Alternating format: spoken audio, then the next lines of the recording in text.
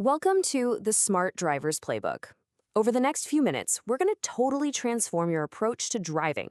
We've taken the best insights from an expert driving manual and boiled them down into a simple playbook for a safer and way more efficient journey every single time you get behind the wheel. So let me ask you this. What really separates a good driver from a great one?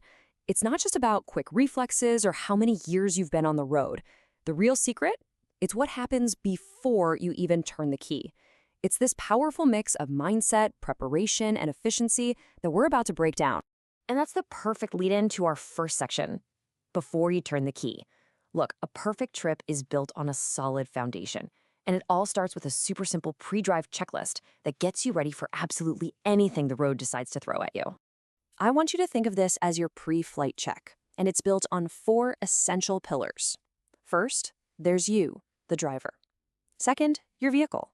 Third, all that necessary paperwork. And finally, your plan for the trip. If you nail these 4 things, you're setting yourself up for a flawless drive. So let's run through that checklist. First, you. It's simple. Be well rested and maybe skip that huge meal that's just going to make you sleepy. Next, the vehicle. Just a quick walk around is all it takes, and make sure you've got the essential safety gear, like a reflective vest and warning triangles. And last but not least, your plan. Always go for the safest route and build in brakes every 2 hours. Seriously, that simple rhythm is a total game changer for staying alert. All right, let's talk paperwork, because a missing document can stop a trip dead in its tracks. Now, what you need really depends on where you're headed. Within a lot of Europe, your ID and license will do the trick. But if you're traveling further internationally, you're probably going to need a passport and an international driving permit. Same goes for your car's documents. You might need what's called a green card, which is basically an international proof of insurance. Okay, so all the prep work is done, and now we're on the road. This is where we shift from planning to practice. This whole next section is about mastering the defensive driver's mindset. It's about learning to see what's coming long before it actually happens. The key concept here is something called preventive driving, and it's a huge mindset shift. It's not about just reacting to danger as it happens, it's about proactively creating a safe bubble around your car. And this whole strategy is built on 3 core principles: vision, anticipation, and space management. First up, vision. And listen, this is way more than just staring out the windshield. It's an active 360-degree scan. You're looking far down the road, you're checking your mirrors constantly, and, this is so important, you're glancing over your shoulder to check those blind spots. Just remember this one simple rule: the faster you're going, the farther ahead you need to be looking. Having great vision naturally leads to our second principle: anticipation. You're not just seeing other cars anymore, you're actively trying to predict what they're going to do next. Is that driver about to change lanes without signaling? Is that cyclist going to turn? At the same time, you've got to signal your own moves and do it early. The goal here is simple: don't surprise anyone and don't let anyone surprise you.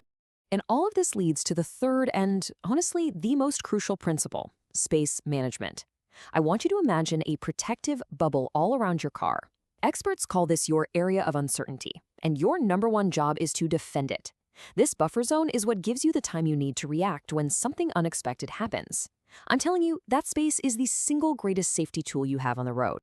So how big does that bubble need to be? The answer is super simple: 3 seconds. In good, clear conditions, that's your absolute minimum following distance. Here's how you check. Pick a sign or a tree on the side of the road. When the car in front of you passes it, start counting. 1, 1,000, 2, 1,000, 3, 1,000. If you pass that same spot before you finish counting, you're way too close. And if the weather is bad, you need to extend that to at least 4 seconds. No excuses. Okay, we've got the safety part down. Now let's talk about efficiency. This next part is all about driving smarter, not harder. Using a few simple tricks to save fuel, reduce the wear and tear on your car, and just make your driving a little more eco-friendly. Here's a pro tip that'll save you money right away. Learn your engine's sweet spot. If you're driving a gasoline car, you want to shift up between 2,000 and 2,500 RPM. For diesel, it's even lower, somewhere between 1,500 and 2,000 RPM. By keeping the engine in a higher gear at lower RPMs, you maintain a steady speed and you dramatically cut down on fuel use. It's such a small change in habit, but it has a huge impact on your wallet.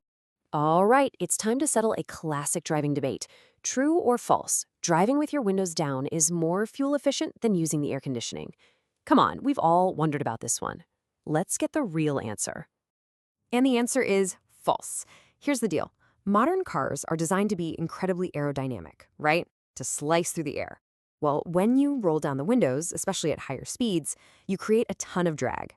It's kind of like you've deployed a small parachute behind you.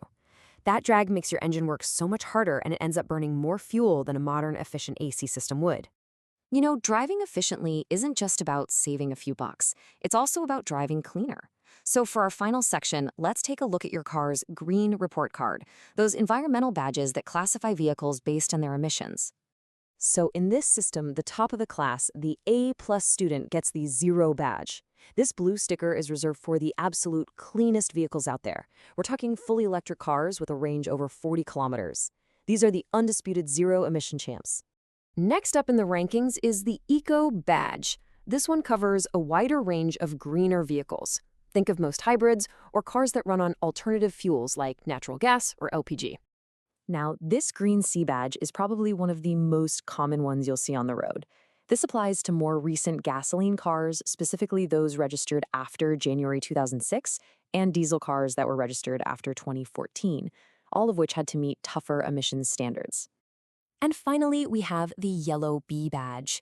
This one's for slightly older but still compliant vehicles, specifically gasoline cars registered after January 2000 and diesel cars registered after January 2006. So there you have it. We've covered expert preparation, a preventative mindset, and the secrets to driving with more efficiency. But you know, the real test isn't about what you've just learned. It's about what you're actually going to do with it. So think about the very next time you get in your car. Your next drive starts now. What's the one thing you're going to do differently?